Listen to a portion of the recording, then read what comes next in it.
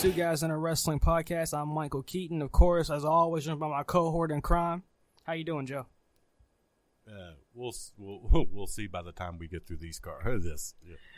Yeah, it's gonna be bad. Yeah.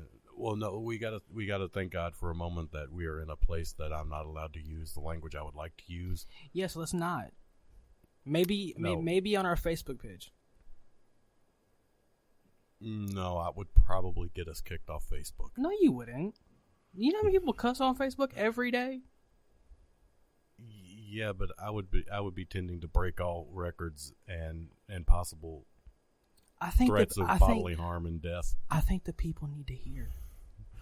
Well then, okay, this might be something then for here in a little bit, but I might actually do I guess you would say a dark match version of it's a dark promo. Yeah, dark promo on AEW. Because I'll be totally on honest our Facebook page. I'll be totally honest with you. And possibly YouTube. I'm debating on whether I will ever watch anything AEW again. Like, is it that bad? How bad? Yeah, that is how bad it's gotten. I mean, I'm gonna play devil's advocate here. I know you don't like it, but I kind of understand why they did what they did, because it was a video game, fighting video game, whatever the hell you want to call it. Well, yeah, and I get, but well, that's actually okay. For those of you who've not seen Fight for the Fallen, that's it's Fighter Fest. Fighter Fest, which is probably with a Y. Yeah, with a Y, and that's probably 95% of the people listening to this because, well, who watches AEW? I mean, it's unless you're a hardcore wrestling fan and you like chicken cluckers. Yeah, and little boys that like to pretend to be wrestlers. And Kenny going pew pew pew. Well, you know, actually, I can't remember who it was that they said it should be sued for impersonating a wrestler and also arrested for fraud for every check they took. And Kenny Omega and the Young Bucks should be in jail. But yeah, also news from Fyter Fest is the Private Party is now fully signed to the roster. Okay, who the hell's Private Party again? That tag team that was in the buy-in against the Best Friends and SoCal Uncensored that got all the heat in that match. Or did you even watch the buy-in? I don't watch the buy-in. Well, these are, you know, this has actually been, there has been some backlash on Twitter about this because even AEW fans are saying that their buy-ins are doing more to hurt the ratings of their pay-per-views. Oh, it is. Than their pay-per-views. You know, they're doing the whole point of a pre-show is to build up and to get people to go, hey, you know, that was really good. That's I might what they did that. Back in the day with Sunday Night Heat. They would do preliminary matches, and it would be in the build up to the pay-per-view. Yeah, and the matches were decent, and you're like, oh, hey, man, if they're this good, wonder what they're going to do on the pay-per-view. And it makes you want to watch it. It's gotten to the point now you watch the buy-in for AEW, and you're like, oh my god, I'm not paying for this. Like when Vince Russo, was booking or whatever, they would do the Crash TV segments, and like someone in a major storyline leading into the pay-per-view, like in Austin or something, would be taking that on heat, and you would wonder, will he be able to compete? Yeah, you know, they always had stuff like that, but they're doing this now where, I mean, I guess you'd say the first bitch of the night is the fact that they had the guy that's doing the video game conference or whatever. Why? They have him in a freaking hardcore match. I mean, granted, it's against Michael Naka. Shut the fuck up. Yeah, everyone's tired of him anyway, so he doesn't really count. But you know, this was actually one that was pointed out by Jim Cornette that it didn't dawn. That's where I got it from. Michael. Yeah. No, I'm talking about the fact that, you know, they're talking about how this is going to be legitimate competition. This is this. And the only match they announced the time limit for is the Anything Goes hardcore and it's match. A 20-minute time limit. It's like, wait, so they basically broke the cardinal rule of hardcore, because the rule of hardcore matches is there is no time limit. There are no rules. Yeah, anything goes. So the only match that gets an announced time limit is the match that shouldn't have a time limit. Pretty much.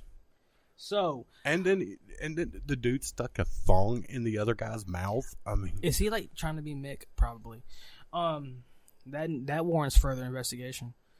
But now gimmick infringement. Yeah, The other problem, of course, and this is my biggest one, is when you have what is supposed to be your top tag team and one of your top singles competitors quite possibly going for your world title in the very near future.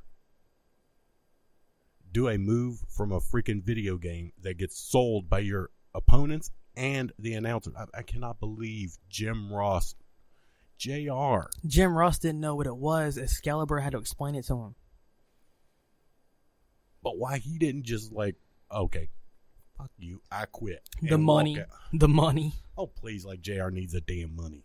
They signed him to a multi-year deal, brother.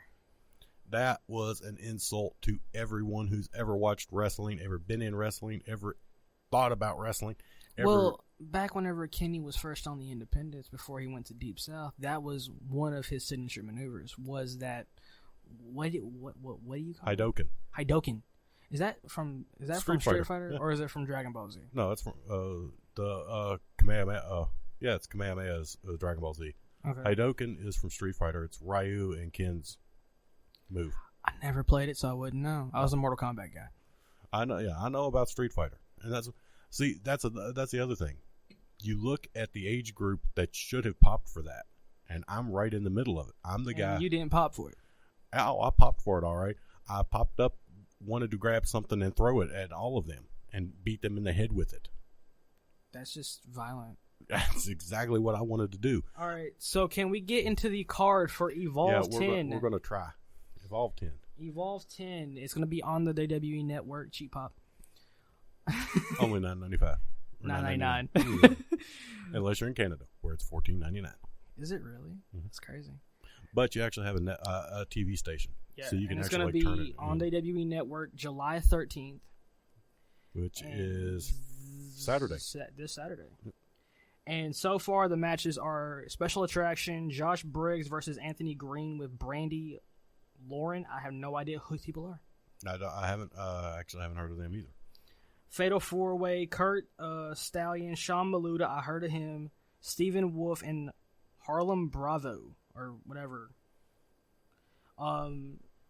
Special challenge match, NXT Superstar Bubba Tunda versus Kobe Carino, who is Steve Carino's son. Yeah, that one, I have hope for Steve Carino's son. Yeah, well, I mean, he was also in Ring of Honor. Yeah, so I'm thinking that might be pretty good.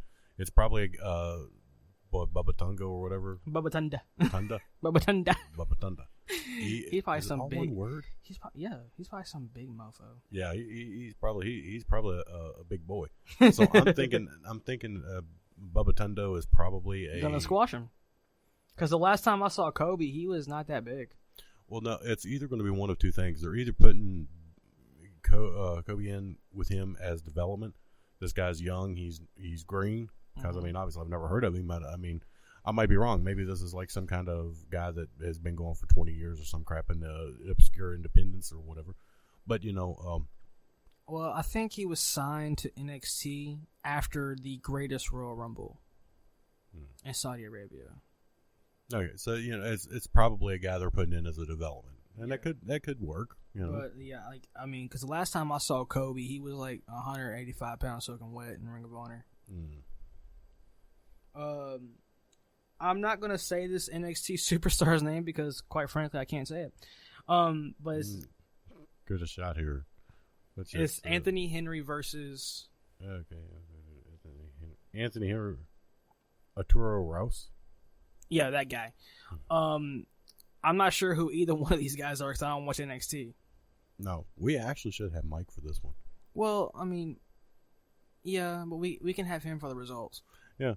Well, I mean, I was just thinking he might be able to tell. Because I don't know. I don't know who. I've watched NXT obviously. Well, yeah, I mean, I did too. Like, I like NXT more than I like the. But WWE like product. recently, I just kind of stepped out of watching weekly shows and just catching highlights. Well, I know these two guys. It's a Catch Point reunion match. I'm assuming these guys were a tag team at some point. Yeah. Matt Riddle versus Cruiserweight Champion Drew Gulak. That's going to be probably a good one. That could be a good one. You got the Evolve Tag Team Championship. Eddie Kingston versus Joe Gacy versus AR Fox and Leon Ruff. I kind of recognize the name Leon Ruff, but that's about it. I know AR Fox and Eddie Kingston. Of course, everyone knows Eddie Kingston from Impact Wrestling. Oh, yeah. Well, no, not really. That's where I know him from. Well, I mean, hit that in Ring of Honor. I've seen him there, but I quit watching Impact years ago. So. Well, I mean, I watched it a little bit whenever he was part of the DCC, the Death Count Council. Evolve Champion versus WWN Champion in a winner-take-all match. The Evolve Champion is Austin Theory. The WWN Champion is JD Drake. So, champion versus champion, winner-take-all on that one. And then, of course, the NXT title match will be Adam Cole, baby, versus Akira Tozawa. And I think that one will be good. That one might be the match of the night because that's the only two guys I know. Now, from that, we're going to go into the Extreme Rules 2019 card. Now, I'm going to go. Everyone's going to be kind of like, huh? But there's actually a couple of matches, if they're done right, I think could be like really good contenders. And what's that? One thing, I think this could be the final blow off for both feuds of Becky Lynch and Lacey Evans. Well, if you watched Raw this past Monday, they did a promo for next week's Raw in Uniondale. So, and in that promo, they mentioned Seth Rollins versus Baron Corbin for the Universal title in a Uniondale, New York street fight. Okay, well, so much for doing that, right?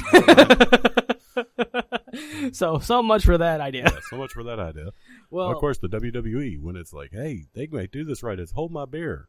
Exactly. Yeah. So, that will also, card is always subject to change. Yeah, that's true.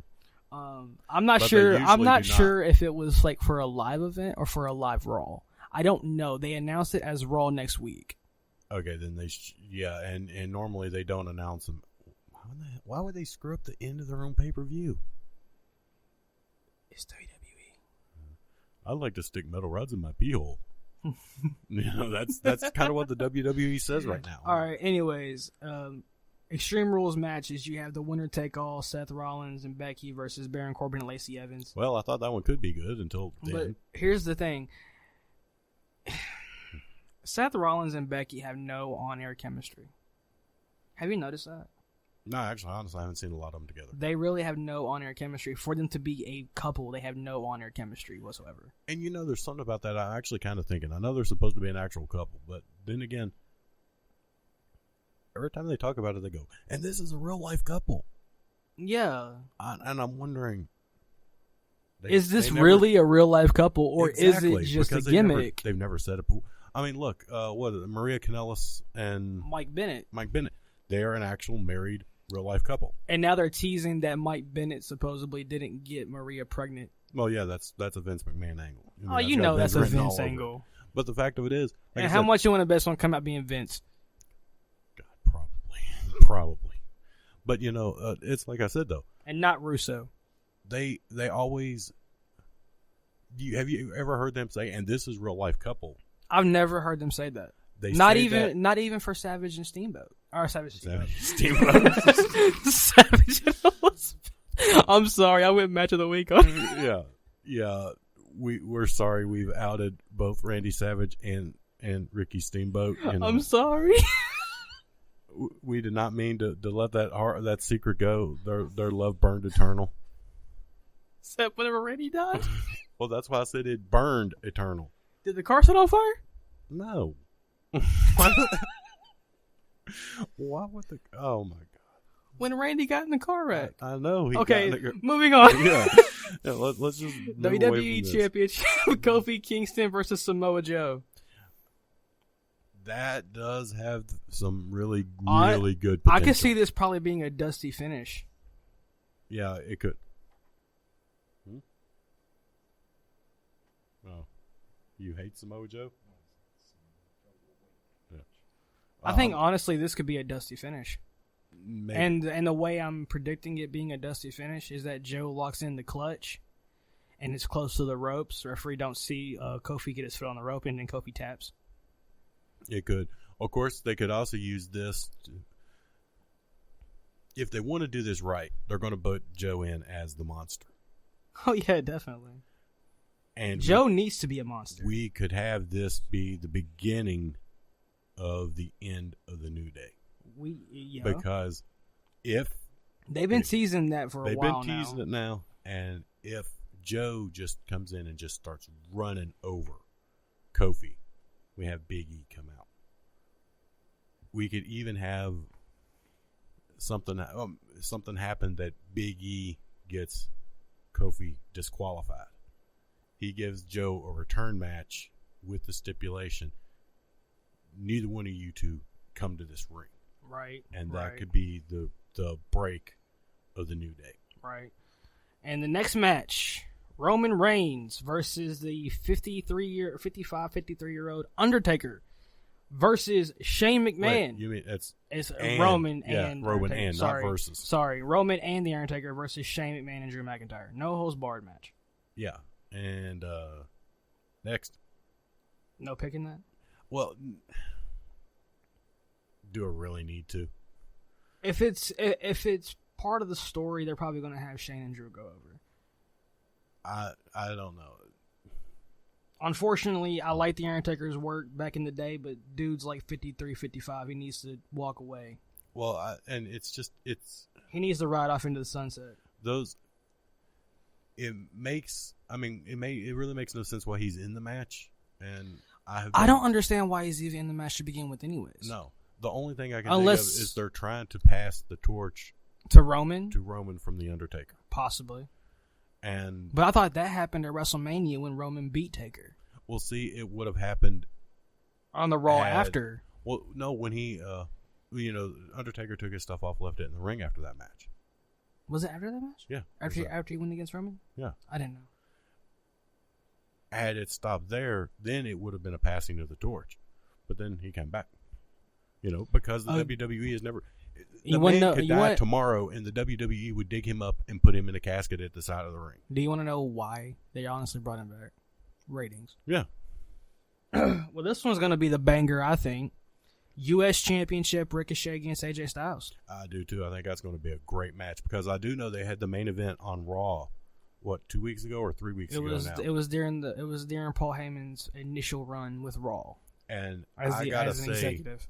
Hands down, the AJ Styles Ricochet match was. But this past Monday, he got victories over Gallows and Anderson. Ricochet did. Yeah, but it's still their plan.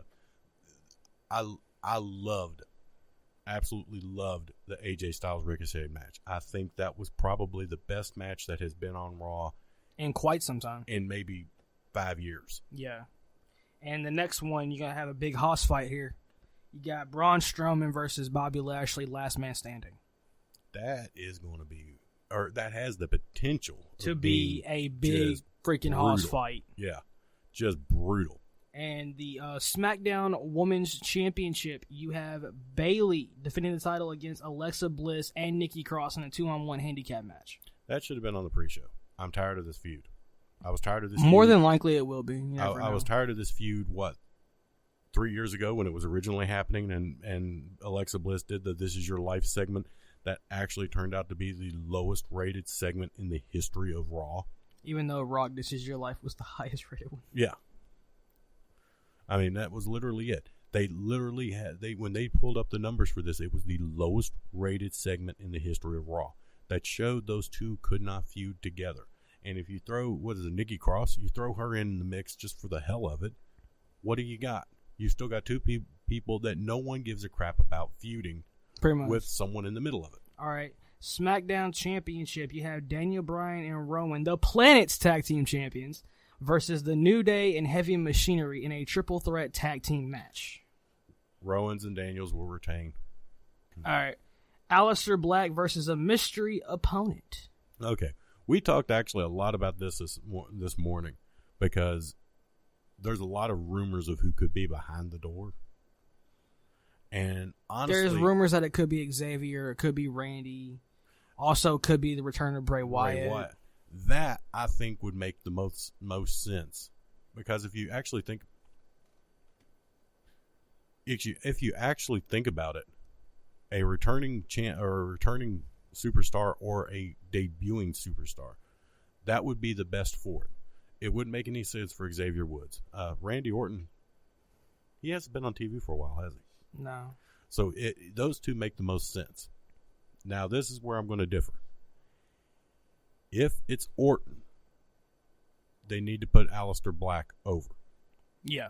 If it's Bray. If it's Bray needs to go over.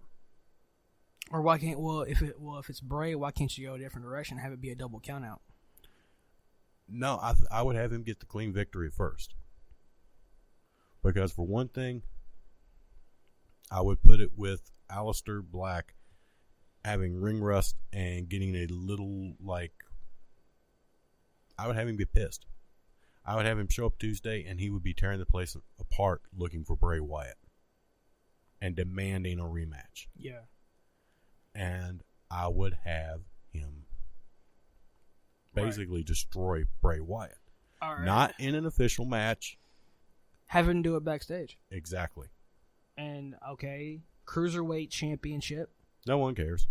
Exactly.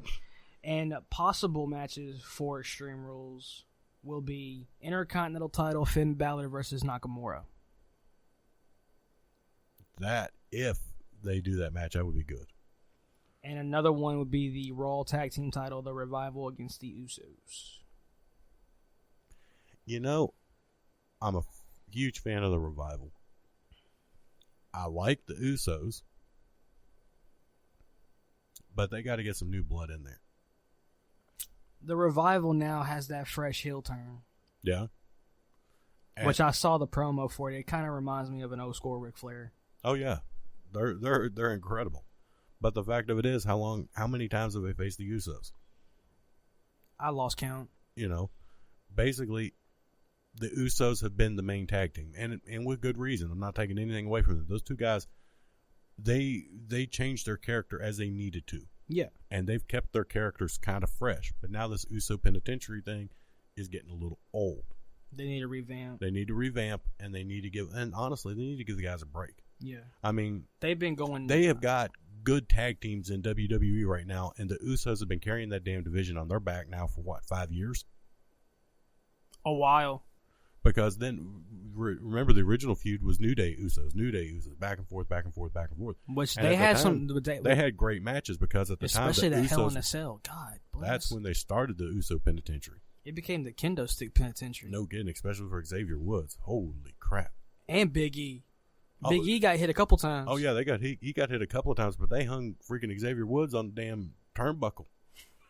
They hung him on the post and just went to town on him. I know. I watched that. I was like, ow. Oh, yeah. I'm standing there holding my sides going, damn. All right. They beat that boy to damn nearly now to death. Now the card that you dread. Fight for the Fallen.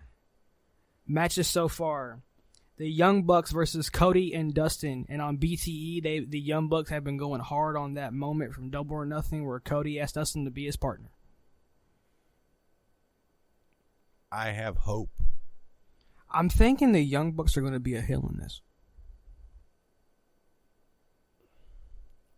The Young Bucks as heels are as threatening to me as a box full of declawed, defanged kittens. I think honestly they're going heel on this. But that's the point. Because they go heel, but who the hell are they? Because they've been hinting at it on being the elite. They've been hinting at it a lot, like making references to like Matt would Nick would be like, Matt, I don't need a partner. I don't need a friend. I need my older brother. Yeah. Like really? And I get that. They're trying to get heat. That's definitely going to get some heat. And it could work. And like this last one, they cover themselves in fake blood and do the whole thing. It's hilarious. But see, that's the thing. They do the joke stuff and that's fine when they do it in the promos and stuff. Yeah, in the promos it's fine. That's fine. But they cannot turn it off when they enter the ring. No. And that's where the problem That's a lot comes of their in. problem. You're going to have Dustin and Cody, which to date. And the way these matches are going right now, I would even go out on a limb saying that's going to be the greatest AEW match of all time. Would you honestly put that up against Jericho Omega 2? Oh yeah, hands down. I thought that was. Well, you don't like Omega. Well, no, I take nothing away from that match. That was the only thing I have to say. Remember, the only thing I had to say bad about that match was I thought it should have ended a little sooner. I thought it went a little long. Yeah. Other than that, I thought that match was great, even with the chicken clucker. Right. Well, speaking of said chicken clucker, Cody versus Dustin, that match could have been done in WCW in its prime, and it still would have been match of the night, regardless of what show it was on. That could have been done back in the territory days in Mid-South or... Yeah, I mean, come on, dude. I mean, Dustin fought from underneath. They popped for a figure 4 reversal. When was the last time they popped for a figure 4 reversal on Raw? The fact of it is that match could have been done on any card, from any organization, from any time period, and still would have been looked at as a great match. Oh, yeah, night. Without a doubt, dude. Without a doubt. And so far, there's nothing from AEW that can hold a flame to it. No. And I don't see anything coming. I see promise. I still... It's weird because part of me is so fed up with them, so fed up with their missed booking, and so fed up with the fact that unless you're friends of the Young Bucks or Kenny Omega, you are not going to go anywhere in that company. You're going to be misused, you're going to be misbooked, and you're going to be pushed out to the side. And they're doing this corny bullcrap wrestling where they're doing fake freaking moves from video games and selling it.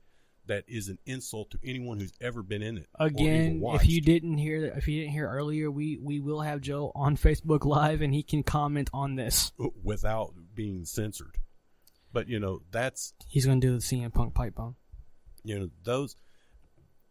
Those things make me want to never watch anything AEW puts out again. But then I think of Cody. I think of the Cody and Dustin match.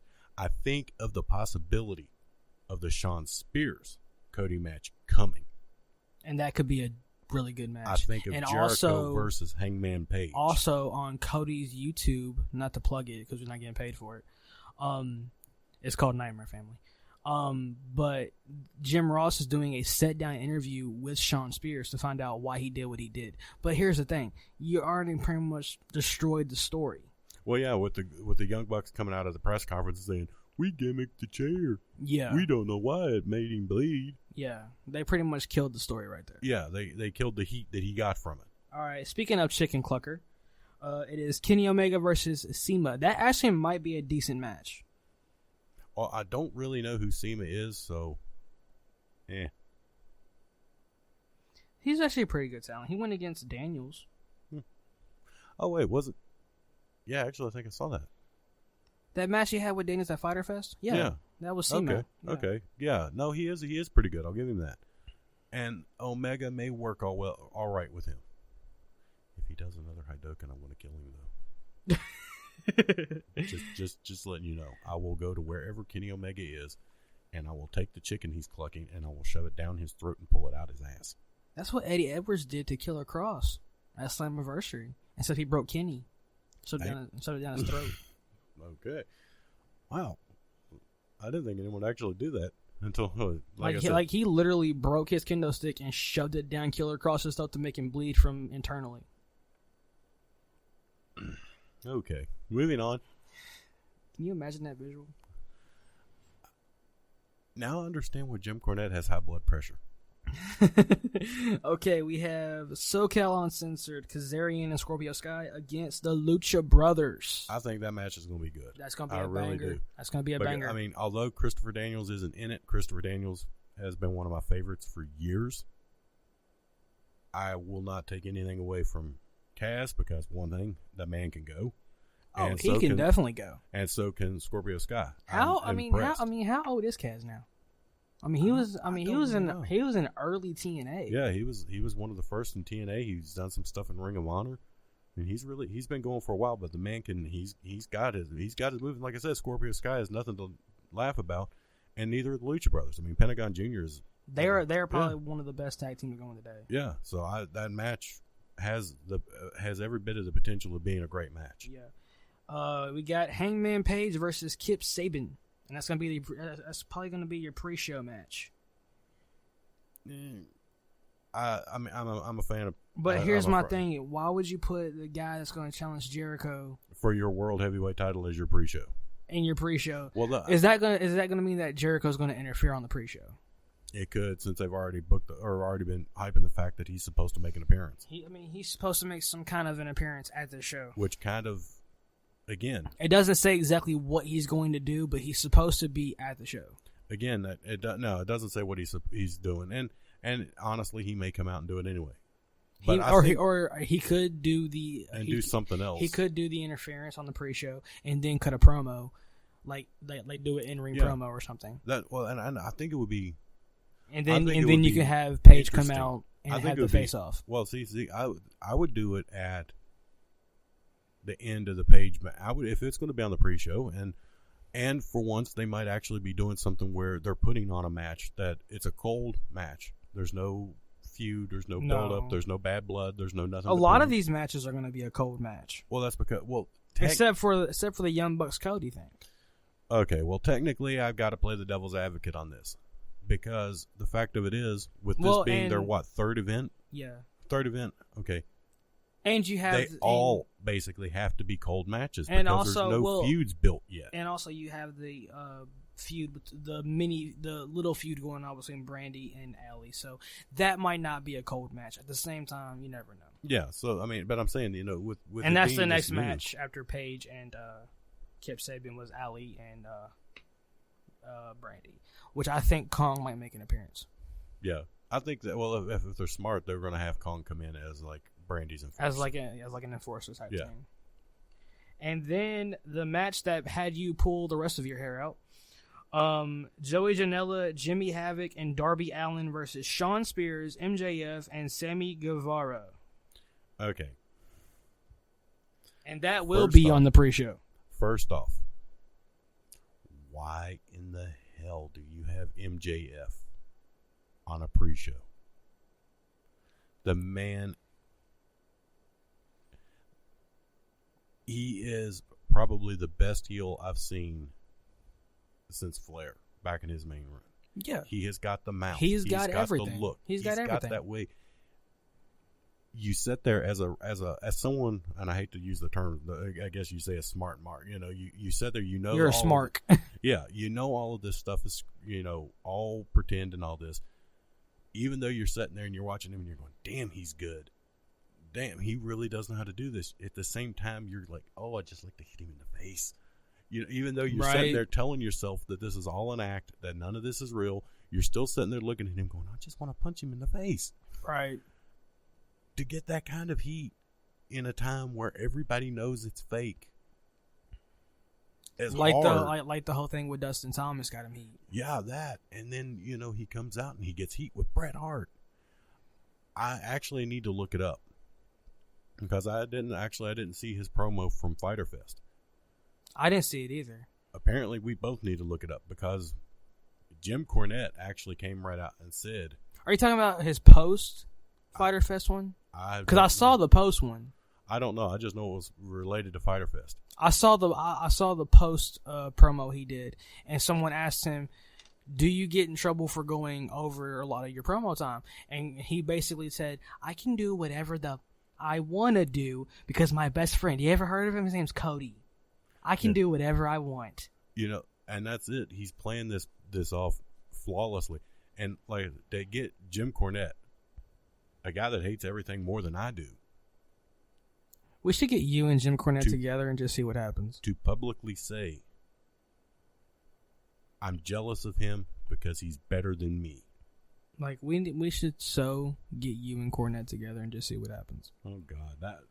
We'd have to do it on his show. Oh, without a doubt, because if we do it on this show, God. Yeah. But, I mean, this guy, he was like, he's like... I'll see if I can arrange that. He was like, he honestly said that MJF is better than him. Oh, without a doubt. But I mean, think of the stuff that Cornette has done. I mean, one of my favorite promos of all time from any wrestler is his Mid-South promo against Cowboy Bill Watts when he looked at him and said, "You're nothing but a broken down old man with a mouthful of memories." He's like, they told me get heat, and I can't remember the heel was walking out, he actually like turns around and was. This is back in the 80s, and he's about to break kayfabe, go back into the ring after Cornette for saying that to Bill Watts. Dang. And you know, this kind of stuff. And like, here's the thing. One angle that I thoroughly enjoyed because I watched it a lot, because it's on. I mean, it's on the network. I watched the angle where Paulie was managing the old Midnight Express, the original Midnight Express, versus and then the they came in, and dude, Jim Cornette juiced major. Dusty, well, the idea that Jim pitched was, okay, they're going to come in and beat us up and we're all three going to juice. And then Dusty, being the genius he was, like, they done seen the boys. You do the juice. And he's like, okay, so he slit one time, nothing, because it was hot in the studio. He kept slicing and slicing and slicing, drenched. We're talking complete. Yeah, I was like, I mean, if like that was that scene from Carrie. Yeah, he was covered, but that's Cornette. You know, as far as a heel manager goes, like I love that. I really did love that angle, and plus that blow off with the managers match between Paulie and him. Yeah, that was a great. I mean, yeah, it was comedy at the time, but they took it legitimately. If you look at it. Because, like, they had the boys even worked in the back to, like, they actually hate each other before they actually did hate each other. Well, no, actually, Cornette always gives Heyman. He always says Heyman is, like, but whenever, the greatest at what he does. But whenever Paul did ECW. Well, yeah. It's the style of wrestling. He does, you know, and honestly, I'm not that bad. I mean, I like the hardcore wrestling in some cases. But hardcore wrestling goes way back to even back in the territory times. Well, yeah, the bunkhouse brawls and all of that. Yeah, like it goes back to the bunkhouse brawls, the lights out match, and most of it started in Texas. Oh yeah, that was where Texas and Mid-South were really big on those kind of matches. And then it carried over into Puerto Rico. Oh god, you don't even want to get into Puerto Rico. And like, you know, you had the fans that literally would throw rocks at the hills. Yep. And like, it was bad, man. And then the whole thing with Bruiser that happened in the bathroom. Yeah. I think it was. I actually think it was Ron Fuller that was talking about. I heard him talking about that. The Tennessee stud, Ron Fuller. He was talking about when he was going over into Puerto Rico, and someone was actually shooting at the ring. That does not surprise me. And he's like, you know, they're like trying to hide in there. Oh, don't worry about it. He's a better shot than that. If he wanted to hit you, he'd have hit you. Yeah, but like, and they just got like, you know, oh well, that's but like that's according to certain people, if what happened to Bruiser didn't happen in Puerto Rico, it would have happened in Japan. Yeah, I have no doubt. And I just don't think I'm sorry to bring it up. I know it's a solemn subject for certain wrestling fans, especially my wife. But, like, if it didn't happen in there, it probably would have happened in Japan more than likely. Because Bruiser was that kind of person that, from what I've been told from people that knew him and was around him, he was that kind of person that he was the rebel without a cause. You know what I'm saying? He wasn't a mindless sheep. Like he famously said that wrestlers are mindless sheep. They're told what to do, when to do, and how to do it. They make a lot of noise until the promoter says, "Oh, you're doing this," and they go, "Oh, yes, sir, yes, sir, yes, sir." Bruiser wasn't that kind of person. No, I mean, he was actually one of the first to completely break kayfabe. Yeah, because like I think it was a match he had. I think it was in Florida, and it was against Luger, and he no-sold it. Well, no, I mean he actually But like, I mean, do you see the clip of that match? Yeah, I've seen that stuff. Like literally, he straight no-sold Luger in a cage match. I mean, I don't know if the interview was not released until recently or what, but there is actually an interview with him where he gives his real full name.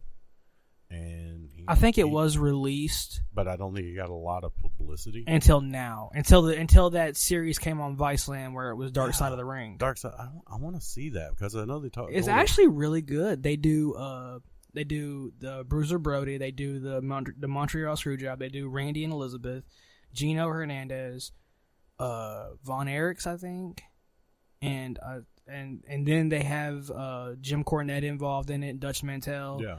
Well, Earl Hebner. That was where the I guess you'd say revelation that Jim Cornette actually gave Vince the idea for the Montreal Screwjob.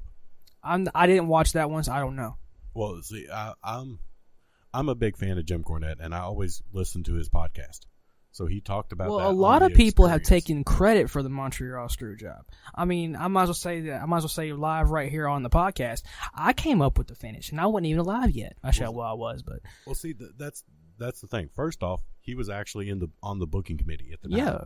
And secondly, I was like 7 when this happened. As he pointed out, screw jobs were very common back in time in wrestling. Yeah.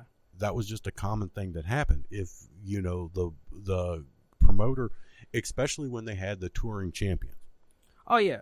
Because, I mean, I can't remember the damn name of the champion. But he ended up meeting... was it Flair? No. Because I know when Flair was... I know. Wait. I'm trying to think of the guy's name. I think it was... oh, crap.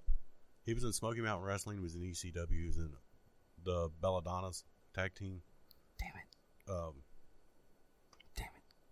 If you guys know, drop a comment. Because his name's escaping us right now. I can see Chris Candido. Was he in the Belladonna's? Yes, he was. Yes, I forgot. That was the name of the tag team when he came in. And Tammy Sonny was the manager. And who was his partner? That one they can do in the comments because I really have no clue. I don't know that one either. But anyway, I think he was the NWA champion, and he ended up meeting Lou Thez in an airport. Candido was NWA champion, or some type of Yeah, he wasn't, because remember when Franchise threw the belt down in the ECW arena, they did another tournament and Candido won the belt. Okay, so and he meets Lou Thez and he ends up talking to him. He recognizes him, and he goes, "Well," and they ask me, he's like, "Well, I'm actually currently the." He's like, "Oh, way to go, kid! Like only piece of advice I can give you is watch out. Those promoters are going to try to screw you." And that was basically because Cornette had talked about that. A lot of the time with the touring champions, the promoters wanted their guys to win. Oh yeah. So if they thought they could take them, but wasn't it back in the day? If you didn't you have to buy your way to the NWA title? No, I thought you did. I thought you had to put down like a $3,000 deposit. Well, that was just a deposit on the belt. If you were voted, it was always a vote of who the. I never really understood that. Yeah, see, the NWA was made up of several different groups. I know that, but I never understood the process for the belt. And they actually voted. I mean, I think it was actually McMahon. I can't remember if it was McMahon said it to Flair or Flair said it to McMahon. But one of the two, they were doing a promo when Ric Flair was supposedly... Flair said that your dad voted for me to be world champion. Yeah. That was how it worked then.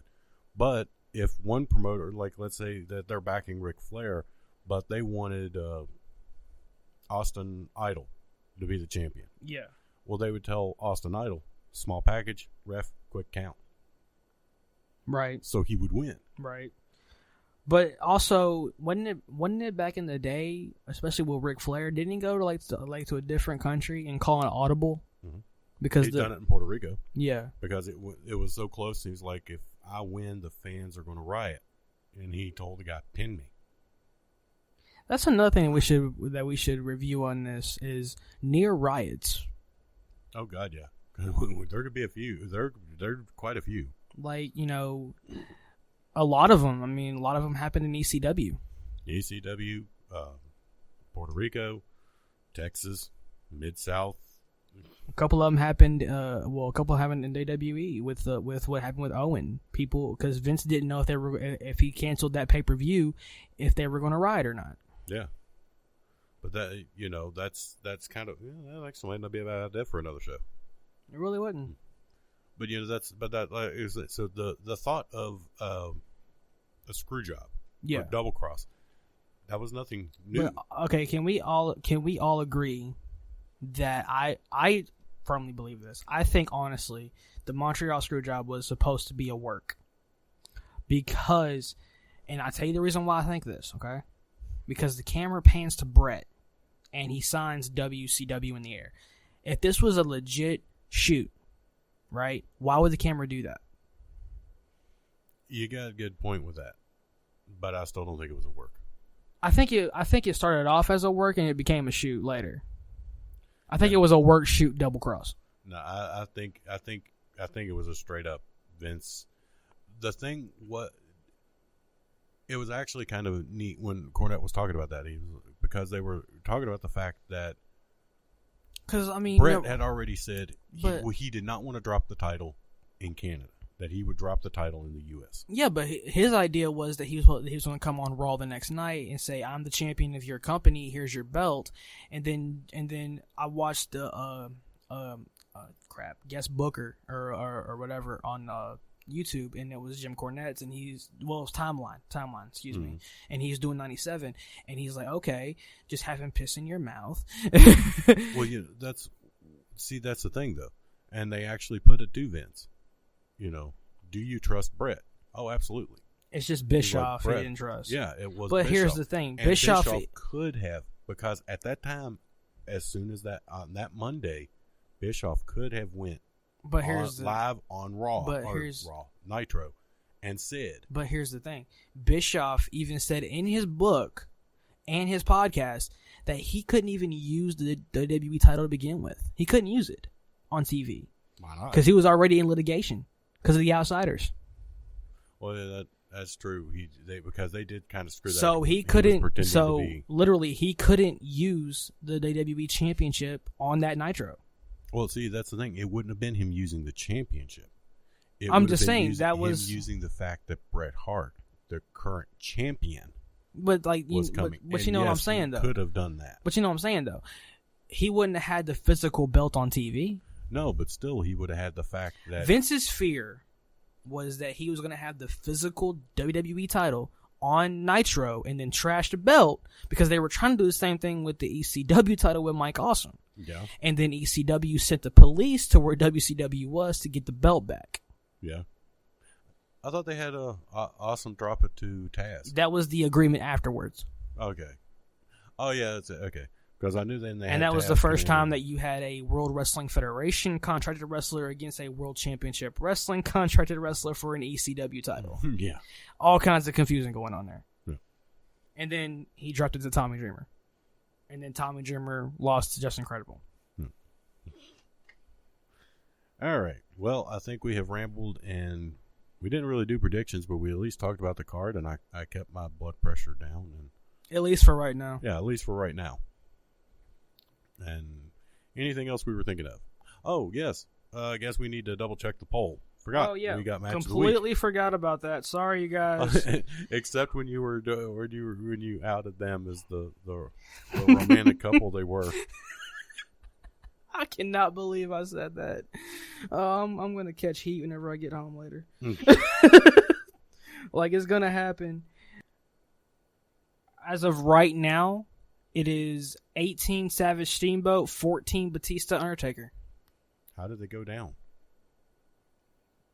I'm just letting you know I mean, the votes, I'm just letting you know that right now it's... Okay, well... Yeah, I was just letting you know how many people voted. voted. And the poll has ended. The poll has officially ended. So, match of the week for Saturday will be Savage and Steamboat. WrestleMania 3 for the Intercontinental Championship. Or as it's referred to as some... They say that Andre versus Hogan sold the show, and Savage versus Steamboat stole the show. But me and Joel have discussed this, so it's been okay, that since Batista Undertaker was 44%, we are going to do that for next Saturday's match of the week. We will do that one as well. Because that was another one that was... It wasn't the... Okay, there was a lot with that match because of the fact that Batista was the Royal Rumble winner. And traditionally, the Royal Rumble winner is main event at this WrestleMania. time, he was actually the World Heavyweight Champion. This is whenever Undertaker won the Royal Rumble. Oh, that's right. I got the wrong guy right. Yeah, Undertaker won the Rumble. They should have been main event of WrestleMania. But the main event was Michaels Cena. Versus Cena. Which is actually a decent match. Yeah, it wasn't. I think if you put Cena in the right parameter with the right guy, he could pull out bangers. Oh, yeah. I mean, his matches with AJ Styles were incredible. Yeah, but let's go into the backstory of Savage and Steamboat WrestleMania 3 if you want to, or whatever you want to do. Go for it. Okay, well, the backstory here is that Savage was already Intercontinental Champion at this time, and he took a ring bell and crushed Ricky Steamboat's larynx. And that was to retire him. Yeah, and that was the launch of this angle for WrestleMania 3. Yep. And that actually, like I said, this match, like, it was one of the greatest. And a little known fact here is that my first exposure to the World Wrestling Federation at the time, now WWE, was Savage Steamboat WrestleMania 3. My dad actually recorded this. So I've seen this match repeatedly. And whenever my friends would come over and we would play on my trampoline, we would reenact Savage Steamboat. And I would always be Savage. And the sad part is that was last week. No, it wasn't actually. Because I reenacted it whenever I was like 9, 10. And last week. No. Yeah. No. You were on the trampoline bouncing. No, I don't even have a trampoline anymore. What are you talking about? Yeah, you were on the trampoline bouncing up down. Ooh yeah. Ooh, You're just mad because I can do that and you can't with your crippled ass. All right. Well, I guess on that note, before we get kicked off of the network that I own. Referee discretion, we're good. Referee discretion, we're still good on that. 1 potato, 2 potato. Yep. When I get old and cannot see, I want to be a referee. So I guess on those notes, we will call it a day for this week for Two Guys in a Wrestling Podcast. Oh wait, we did actually forget one very important thing. What's that? Not 1, but 2 5-star ratings on iTunes. Yep. The voice of wrestling in Lexington, Kentucky. Yep. That's us. So until next week, when we might have 4 or 5 more, who knows? You never know with us anymore. No. I mean, we don't even know with us anymore. As you can tell, this is the most professional and planned podcast of all wrestling podcasts. Oh, yeah. Like, we have scripts, man. We're good. Until next week. We're out.